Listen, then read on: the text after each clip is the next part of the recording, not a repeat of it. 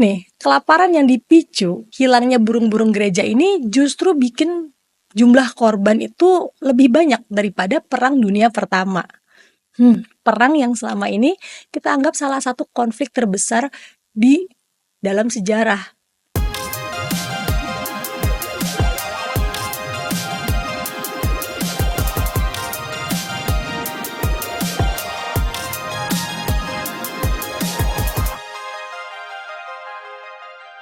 Hai semuanya, pernah dengar nggak tentang perang yang bukan melawan tentara atau negara, tapi melawan burung gereja?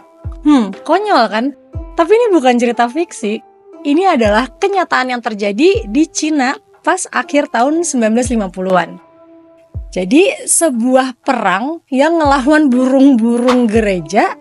Awalnya niatnya sih mau menyelamatkan hasil panen, tapi justru berubah menjadi tragedi dan bencana besar. Dan bahkan korbannya jauh lebih banyak daripada Perang Dunia Pertama. Penasaran kan?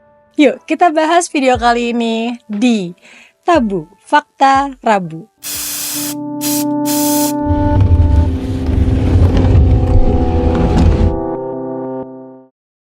Oke, buat memahamin kenapa sih perang aneh melawan burung ini bisa terjadi, yuk kita harus lihat latar belakang Cina di tahun 1950-an. Jadi setelah Perang Dunia Kedua dan Perang Saudara Cina, Partai Komunis di bawah pimpinan Mao Zedong akhirnya berkuasa pada tahun 1949. Mao yang punya ambisi besar untuk memodernisasikan Cina dan menjadikannya salah satu negara terkuat di dunia, mandiri dan bebas dari pengaruh asing. Nah, salah satu kebijakan Mao yang terkenal adalah The Great Leap Forward.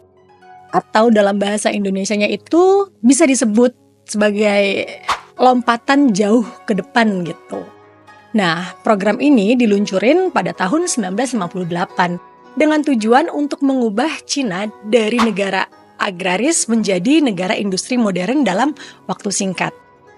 Mao Zedong ini pengen memaksimalkan produksi pangan dan hasil industri dengan cepat gitu. Jadi dia mengerahkan jutaan petani di seluruh Cina untuk meningkatkan hasil panen. Tapi sayangnya kan gimana ya, realitas di lapangan itu kan nggak semudah yang dibayangkan kan.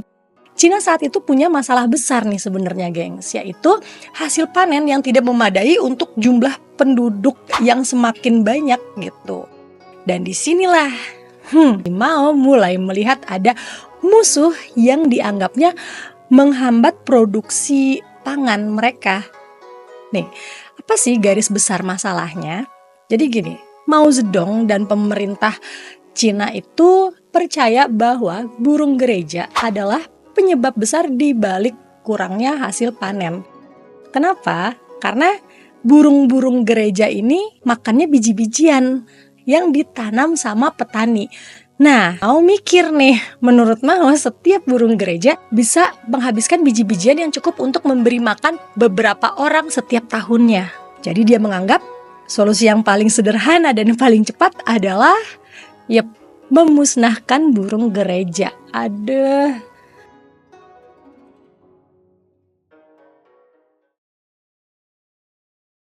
Jadi di tahun 1958, Mao Zedong ini meluncurkan kampanye besar yang dikenal sebagai Four Pest Campaign. Yaitu dalam bahasa Indonesianya disebut kampanye 4 hama. Nah, apa itu kampanye 4 hama? Ini adalah upaya besar pemerintah untuk memberantas 4 jenis musuh rakyat gitu. Musuh rakyat yang dianggap mengganggu pembangunan negara. 4 hama itu adalah 1.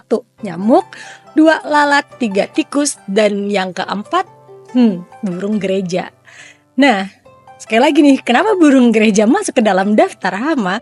Si Mao ini percaya bahwa burung gereja ini merusak tanaman dengan memakan biji-bijian, terutama padi, gandum, dan jagung gitu. Jadi dia memperkirakan bahwa populasi burung gereja yang besar bisa menyebabkan hilangnya ribuan ton pangan setiap tahunnya. Jadi dalam pandangannya semakin sedikit burung gereja ya harusnya semakin banyak makanan untuk rakyatnya gitu. Udah nih, pada awalnya banyak orang-orang yang berpikir, wah ini idenya bagus juga ya gitu.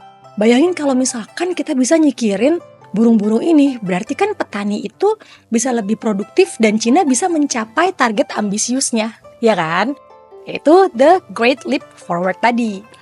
Nah, ya udah. Jadi, rakyat-rakyat disuruh tuh ikut serta dalam kampanye besar-besaran ini. Propaganda besar-besaran disebarin deh tuh melalui poster, radio, pidato. Jadi, orang-orang Cina di saat itu diberitahu bahwa jika mereka membunuh burung gereja, maka sebenarnya mereka sedang membantu negara.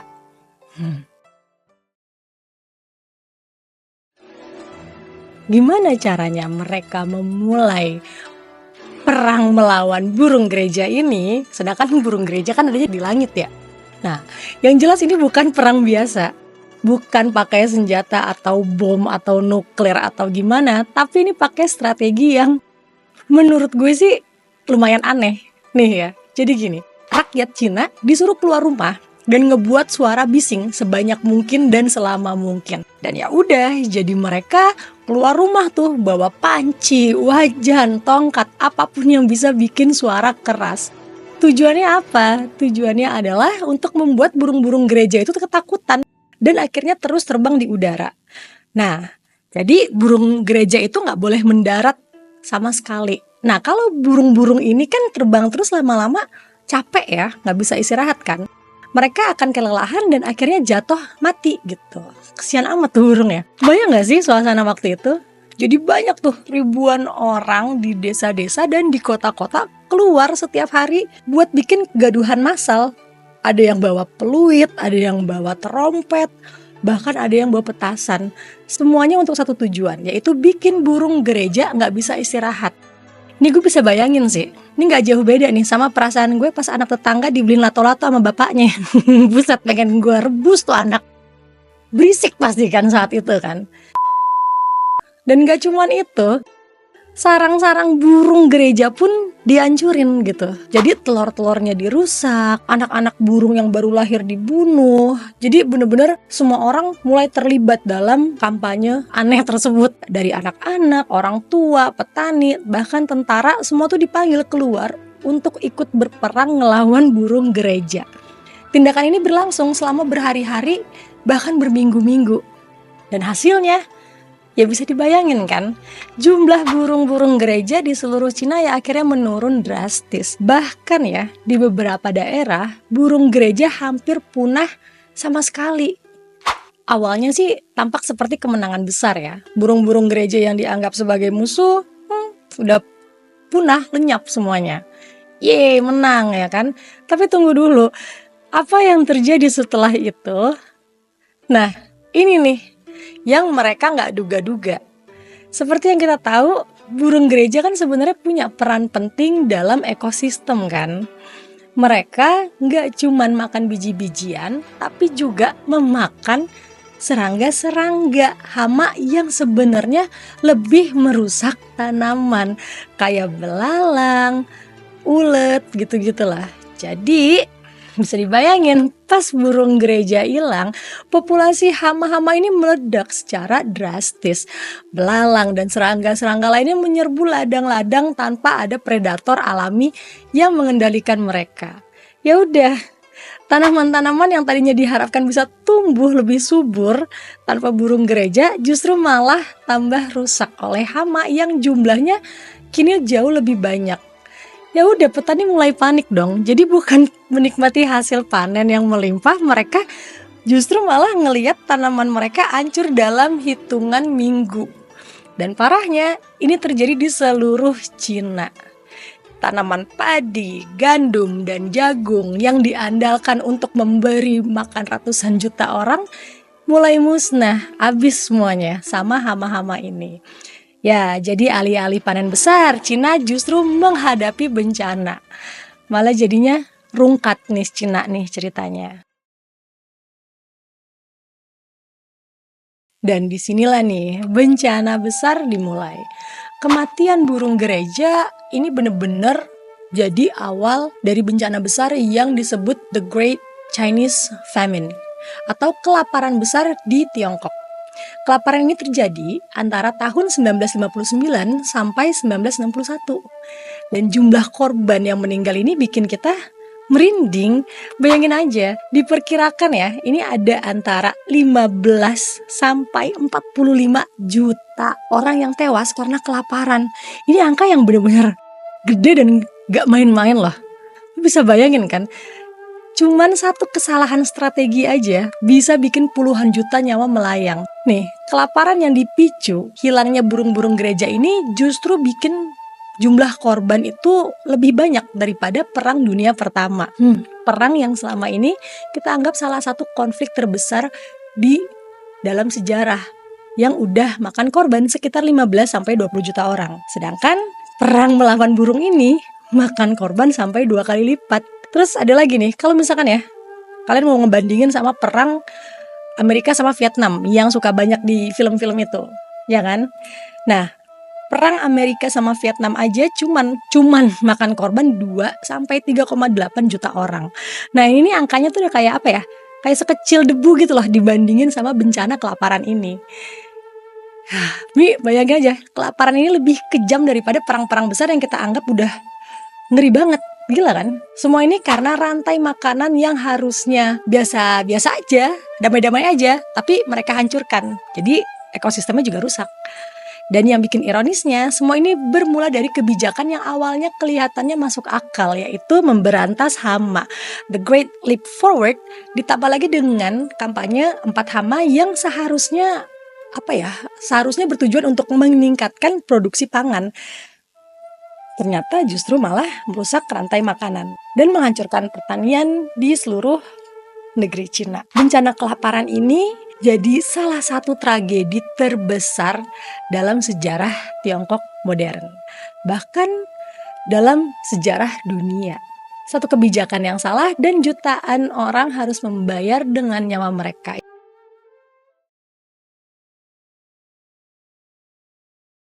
Nah, setelah 2 tahun menderita akibat kelaparan, akhirnya pemerintah Cina mulai nih sadar bahwa kebijakan The Great Leap Forward ini adalah bencana besar. Mau nggak mau mereka harus menghadapi kenyataan pahit. Kondisi di lapangan juga semakin parah gitu. Jadi banyak saat itu laporan-laporan penderitaan rakyat yang mulai bermunculan di mana-mana. Jadi rakyat-rakyat yang dulunya bersemangat ngikutin kampanye ini sekarang malah hidup dalam ketakutan dan kelaparan yang parah. Mao Zedong, ya kan, yang tetap memimpin mulai tuh kehilangan dukungan dari banyak pejabat dan masyarakat. Dan akhirnya pada tahun 1962, kebijakan The Great Leap Forward ini resmi ditutup. Tapi sayangnya ya, kerusakan yang terjadi kan ya sudah terjadi, sudah terlanjur gitu. Dan banyak pejabat lokal endingnya malah saling menyalahkan satu sama lain karena kegagalan ini.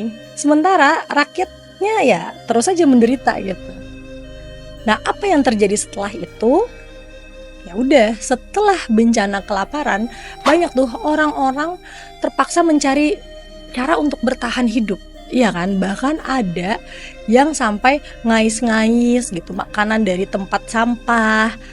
Dan bahkan ada juga laporan dari lapangan yang mengerikan tentang kanibalisme. Jadi mereka sampai makan satu sama lain gitu karena lapar. Ini serem juga ya. Nah, setelah masa kelaparan berakhir di awal tahun 1960-an, Cina mulai tuh perlahan bangkit lagi. Tapi bayang-bayang dari tragedi ini kan tetap membekas di ingatan kolektif rakyat Cina. Mao Zedong masih sih tetap berkuasa sampai dia meninggal di tahun 1976.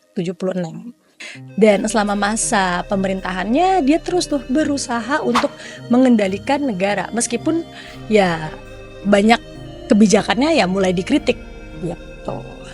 Oke deh, kalau misalkan kamu suka dengan video ini, jangan lupa like, share, dan subscribe. Terima kasih udah nonton. See you guys in the next episode. Dan FYI, ini bukan sekali-sekalinya burung merubah nasib suatu negara. Ada juga, gue pernah bahas juga cerita tentang gimana kotoran burung ngerubah nasib negara sekecil Peru jadi negara adidaya yang super kaya ngalahin Amerika. Yuk, cek video aku lainnya ya. Oke, bye-bye.